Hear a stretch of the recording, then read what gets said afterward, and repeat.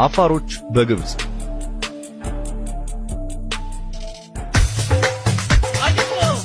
አፋሮች ዛሬ እንደሚደረገው አሸባሪ የተባለ አንድ ቡድን ልጆቻቸውን ሰብስቦ የሚገልባቸው ህዝቦች አልነበሩ። ይልቅስ በታሪካቸው ተጽፎ የምናገኘው በዓለም ከነበሩ ኃያላን ማህበረሰባት መሃል የሚጠቀሱ መሆናቸውን ነው።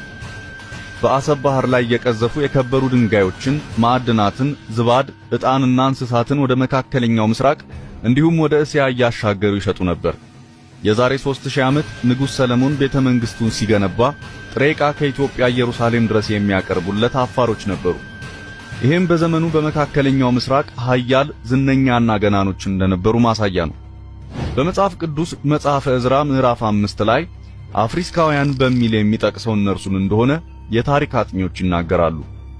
የአፋር ህዝቦች ፈርዖን ራሚሱና ነፈርቲት በሚል ማዕረግ ግብጽ ላይ የተፈራረቁ መንገሳቸውን ፕሮፌሰር ፍቅሬ ቶሎሳ በአዲሱ መጽሐፋቸው ላይ ያዋዩን ታሪክ ይመሰክራል። ለዚህ ሐሳቡ ተያዦ ማን ነው ሲሏቸውም የግብጻውያን ንጉሶች ስም ከአፋርኛ ውጪ በሌላ ቋንቋ ተስማሚ ትርጉም ስለሌላቸው ነው ይላሉ። በዚያ ላይ ገጻቸውና የፀጉር አሰራራቸው መመሳሰሉን ምስክር ሆኖ ሊቀርብ እንደሚችል ይሞግታሉ። እኛ የገጽታ ማመሳሰሉን ጉዳይ ጥቂት አዘግይተነው ቋንቋውን ስንመረምረው ፈርዖን ማለት በአፋርኛ ቀጥተኛ ትርጉሙ ፈሪዓዋ ማለት ሲሆን አማርኛ ትርጉሙም ቀዳማዊ ማለት ነው። ፈሪዓዋ የሚለው ቃል ፊርና አዋ ከሚሉ ሁለት ቃላት ጥምረት የተፈጠረ ሲሆን ገጥመን ስናነበው አንድ ስብስብ ህዝብ ወይም ሰራዊት አልያ ነገድ ሰብስቦ ከፊት የሚመራ ማለት እንደሆነ የአካባቢ ተወላጅ ነገረኝ ብለው ፕሮፌሰር ፍቅሬ በመጽሐፋቸው ጽፈዋል። ራምሰስም በበኩሉ የፈርዖን ዙፋን ስያሜ ሲሆን ተገዢዎች ወደ ዙፋን ለመቅረብ በአክብሮት ዝቅ ብሎ የሚወጡበት ቦታ እንደማለት ነው።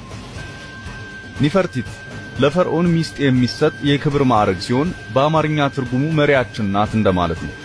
ይህም ማዕረግና ትርጉሙ አሁን በዘመናችን ካለው ቀዳማዊ እመቤት ከምንለው ማዕረግ ጋር አንድ አይነት እንደሆነ ፕሮፌሰሩ ያስረዳሉ። ሌላኛው አሙን ወይም አሞን የሚባለው ግብጻውያን የሚሰግዱለት ጣዖት ነው። ቃሉ የተመዘዘው አሙንታ ከሚል ግንድ ሲሆን ትርጉሙም ርዕስ ወይም ጭንቅላት እንደማለት ነው። በአማርኛ ዜና ሲነበብ ይላሉ ፕሮፌሰሩ አርስተ ዜና እንደሚባለው ሁሉ በአፋርኛ ደግሞ ዳጉ አሙንታ እንላለን። በሌላ አገላለጽም የሀገር መሪን ርዕሰ ብሔር እንላለን በአማርኛ። በአፋርኛ ደግሞ ኡምኖ ሀባ ይባላል።